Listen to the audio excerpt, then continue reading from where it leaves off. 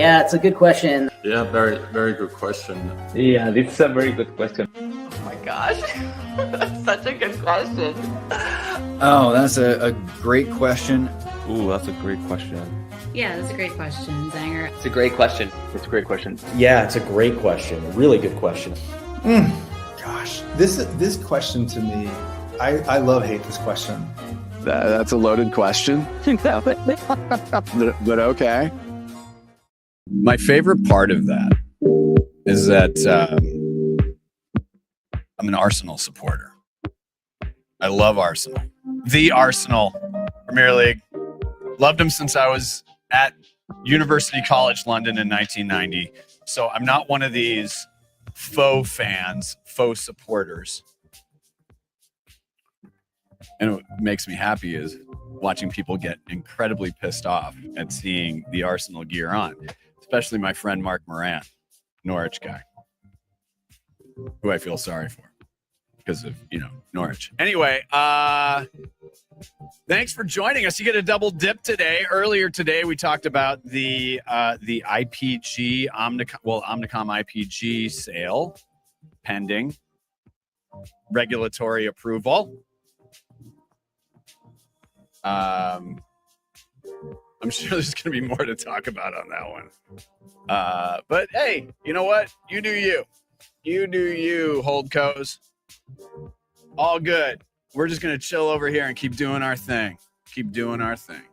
A reminder that our brief is build a global home for independent agencies. The mission, serve independent agencies and the brilliant people behind them. Our goal is more visibility for indies and more choice for marketers. This time last year, I think we had 12 members. Now we're up to 181.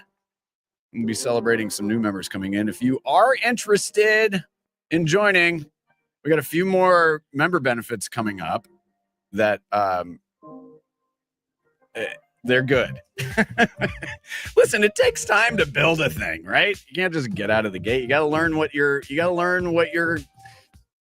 members need.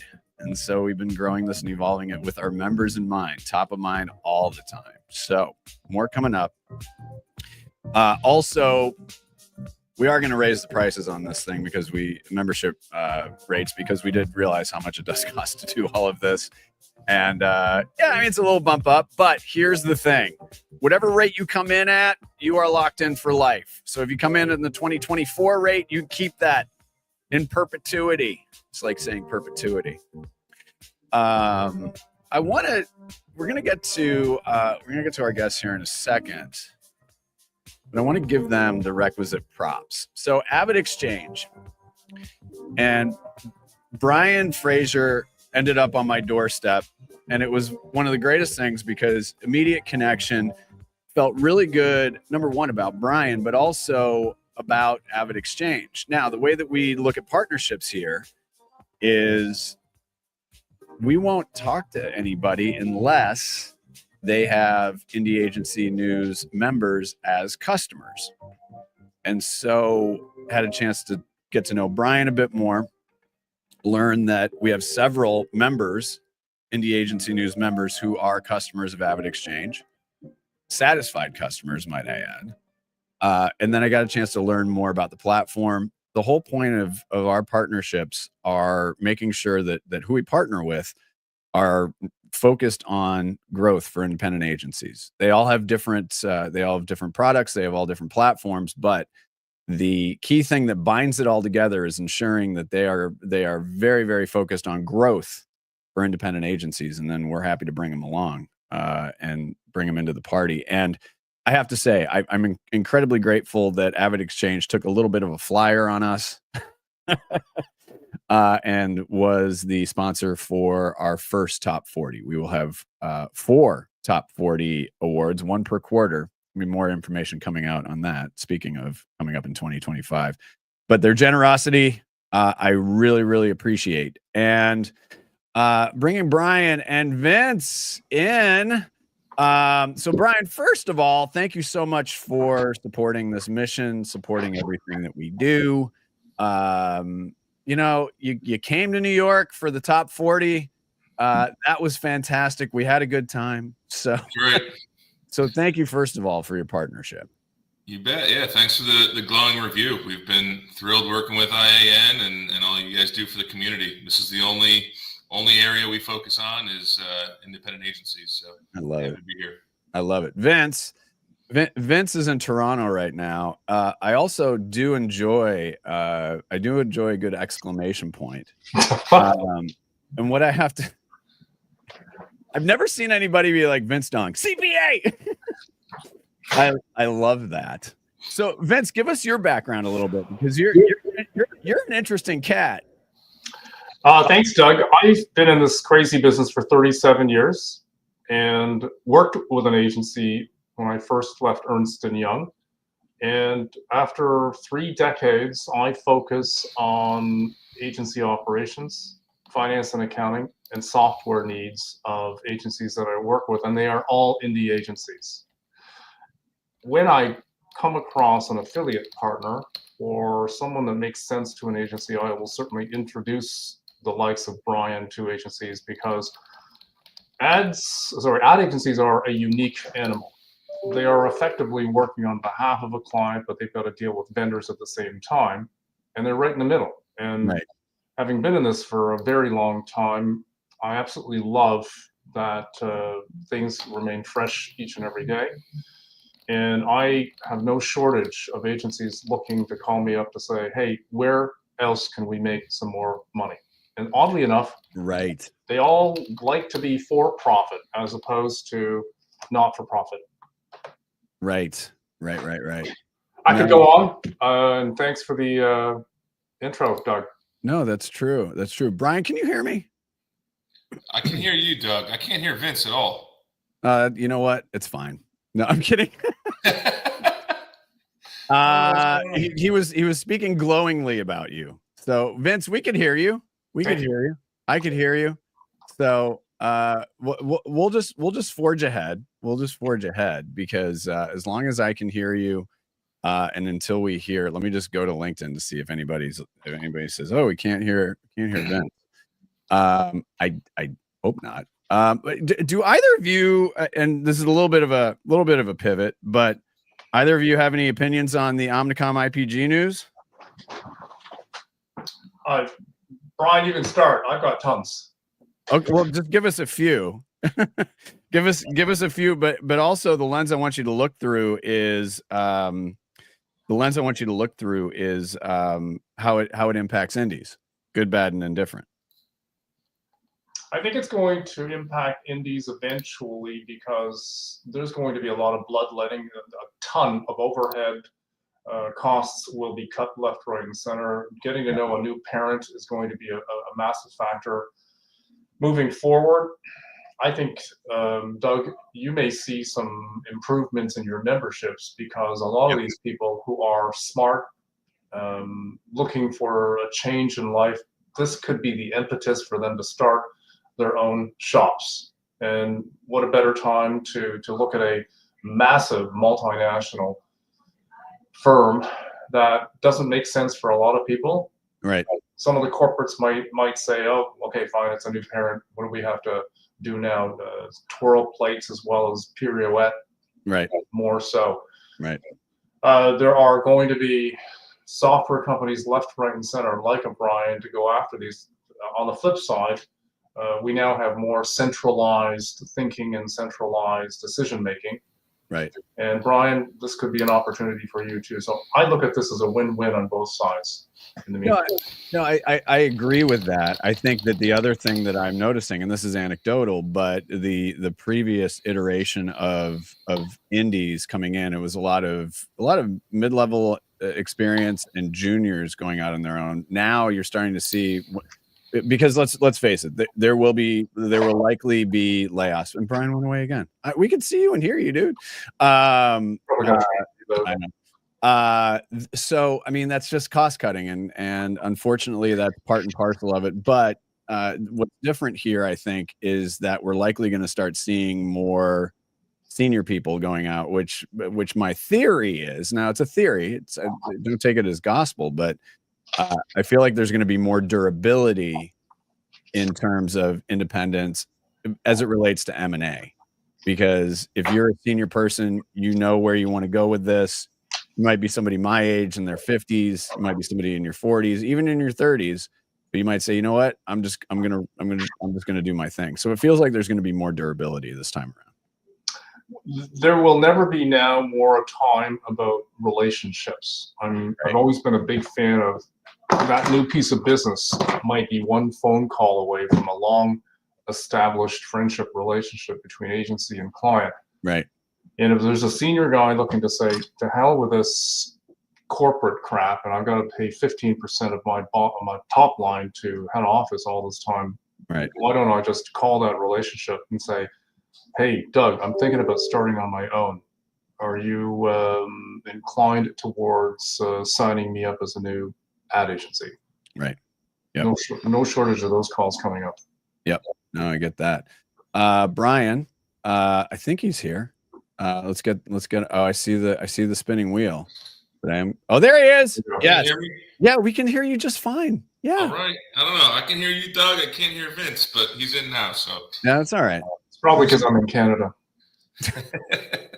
They flagged me at the border coming back and from British Columbia. That's what they did. Boy, I got to tell you, if you haven't been to British Columbia, please come visit. It's beautiful there. It's absolutely beautiful.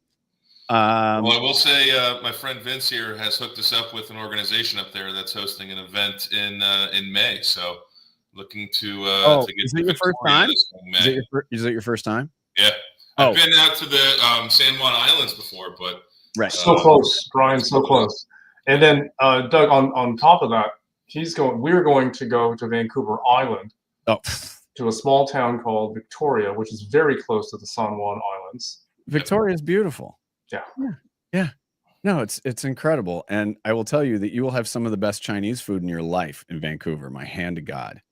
Hand to freaking God. And Victoria is lovely. And yeah, it's just very, very, there's no sense of urgency about anything in Victoria. Brian, the history, because I do have a Chinese background. There's an alleyway in Victoria. Bit of a tourist trap, but it's kind of interesting to step back into the early 1900s down this alleyway in Chinatown. It's nice. Yeah. So I'll show it to you. You'll have to show me around. I love it. All right, let's go from travelogue to agency success. We want to dig into listen, there's always going to be change. We all know that. But one piece of this that we want to take a look at is specifically around finance. So anybody that is an agency owner, an agency in the C-suite at an indie for some of the larger ones, anyone running operations, finance, I mean, anybody in the industry writ large, but specifically some of these key areas need to understand what's been going on, where we are now, and where we're headed. So we are going to dig into some of these things, and you can see that what you'll learn today. You got top priorities and challenges. We got some key takeaways from a trends survey of AvidXchange, 2025 finance trends, and then we're going to talk about the product AP automation with AvidXchange because I do want people to understand the power of this platform. And if you are watching live, you are welcome to kick over a question for a little bit of Q&A. So anything to add before we get cooking, gents? Let's do it. All right. So real quick, right? Like we spoke to nearly 150 agency customers of AvidXchange earlier in the year, back in January, February, just to identify their primary areas of focus going into 2024 from a financial perspective. Let's keep it rolling, Doug. We'll make these slides pretty quick. So one thing we learned was that 70% of respondents said automation and creative work was going to have a significant impact this year. We've heard this countless times throughout the year, and anecdotally as well, where AI is having an impact in, especially in creative ways. Let's keep moving. Yep. So in addition, we saw a heavy focus from agencies on cash flow, revenue, and client acquisition as well, right? So Vince, I'll ask you, like, do these numbers resonate with how your clients have prioritized technology investments throughout the year? More so this year, especially on the cash flow side. And when I've had several clients this year lose their number one client, boy, oh boy, oh boy, are all three resonating big time. this particular year. Yeah. Any other trends that you'd call out from your expertise or from where you sit? Internally, they are finally paying attention to understanding the bottom line relative to AGI. And if there are ancillary ideas to earn income, they are most interested, especially when it comes to technology today. Interesting. I'm sure we'll touch more on that in a little bit, but let's keep going towards now a look ahead towards 2025. So we did pick up a couple nuggets here from a broader set of mid-market sized businesses. So looking outside of just ad agencies at the moment, but after surveying 500 finance leaders in the mid-market space, we zeroed in really on 7 key trends going into 2025. 2 of them we want to spend a little bit more time on today: understanding the ROI of AI and finding efficiencies through automation. So one thing that stood out, you can count 250 plus AvidXchange users in this category, but 91% of agencies are either using or exploring AI today. This has been a hot topic at every industry event that I've been to this year, and Vince, I'm sure you can say the same, but we'll talk more about this as we go as well. And then secondarily, looking at a recent McKinsey report, we're seeing a focus on accurately measuring the ROI of AI. So folks are testing it, folks are using it, but the question now becomes is like, how are we measuring if it's working, if it's been successful? So it seems to me that there are still some questions about the measurement of AI tools that are in place today. And then finally, one thing we'll say is more than half of finance leaders out there are prioritizing automation of workflows in their departments specifically, right? So finance as a an engine here is really focused on finding those automated workflows that they've not had historically. We certainly expect this number to continue to grow as that ROI of AI starts to become a little bit more clear.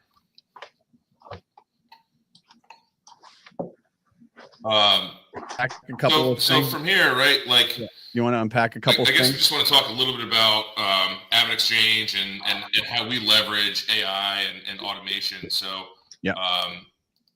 one thing that we do is, where am I going here? When we execute a credit card payment for our customers, 88% of the time it's done in an automated fashion through what we call site pay.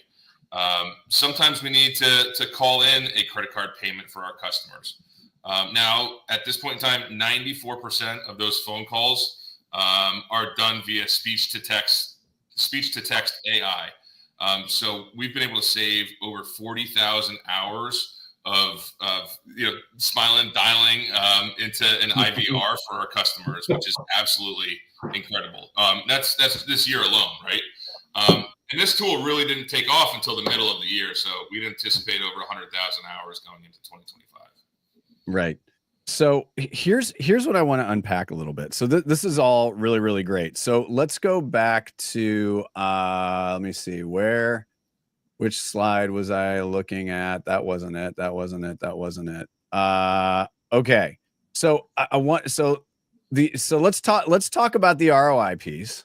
And we're going to talk about efficiencies. So if we're talking about ROI, and it looked like in that study there was ample optimism as it relates to AI. I would argue, however, now we are talking about, and it was a good sample. So the survey was a good sample. It wasn't like the 3 of us saying, "Hey, answer these questions." So it was a really, really good sample. But what are some of the areas that people are still looking at? Because AI, like any technology, is not fully done yet, and it's always evolving. It's always going to be changing. What are some of the things that people are looking at going, yeah, this is great, but here's what I worry about a little bit as it relates to automation and AI? Brian, you want me to? I'll chime in on that particular issue as it relates to AvidXchange. Yeah, I've had clients talk to me about the security information of finances. If we give this information to somebody else to take care of our vendor payments, how do we know that this money is not going to show up in the Cayman Islands and these people disappear forever. Mm. And I can leave Brian to answer that call. And then secondly is, well, our mother has been handling these finances for the last 25 years, and what better a person to trust than our own mother, who's taking care of business behind the scenes. And I will leave Brian to explain that once again. Yeah. So those are two concerns. They're not necessarily primary concerns, but they certainly are concerns. And how do I lastly know that I can touch, feel, and smell this money that's allegedly supposed to be coming into my bank account as a result of streamlining a department that has only ever cost me money, Doug? Right. So the added, so eliminating the friction, when in point of fact that level of friction is perceived as a little bit of a safety net, if you think about it. And all of a sudden, what I would land into there is, right, like the fact that we've got this crazy high percentage of our payments that are executed through AI, through automation, where a human does not intervene. A human is never touching this payment, right? So we're using different automation tools and scripts that we've written for many of the online portals to execute these payments without any human intervention. So not only is it going to be more secure, but we're also not going to accidentally fat finger a payment and add an extra zero to send out of your account. So it's a little better from that perspective too. Are you sure you're not Italian? I'm half Italian. So. I mean, my finger's a little big. My thumb's a little bigger than normal. Yes, and then of course, you know, there are some moms who do like to vacation in the Cayman Islands.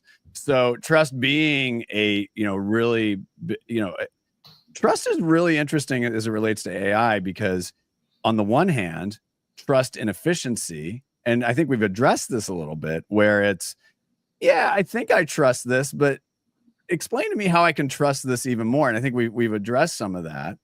But what are you learning from your customers? That's always the biggest thing. What are some of the more practical examples? The agencies that you're working with, how are they integrating these tools? How are they integrating these systems? And you don't have to name check here, but if you give us specific examples of this agency started here and now they're here, I think that helps people visualize that a little bit.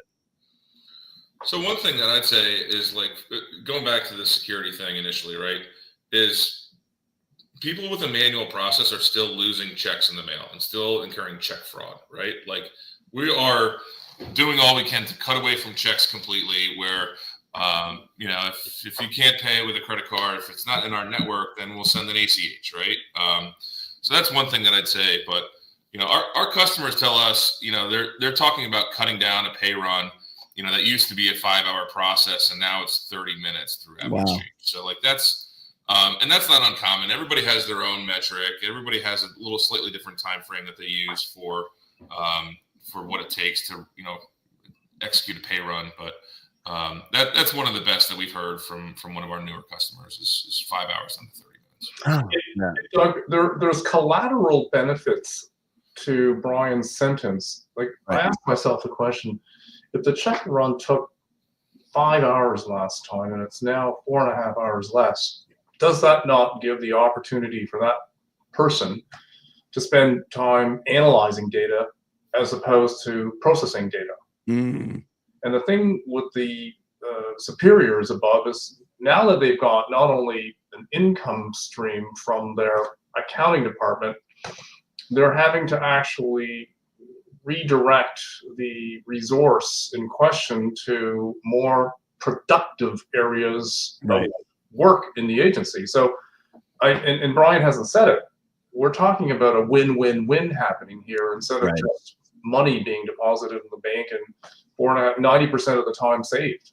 So I'm looking at this like, wow, why aren't all of the agency people doing this revelation? Right. Vince, sticking with you here, talk about the importance of embracing automation and digital payments, because especially because the industry is changing.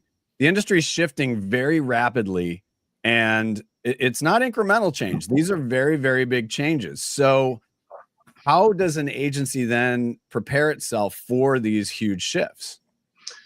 Owners, especially today, when they had to swallow 40 to 50% salary increases around the time COVID really took notice, were unable to increase their prices to their members, or I'm sorry, their clients, 40 to 50%.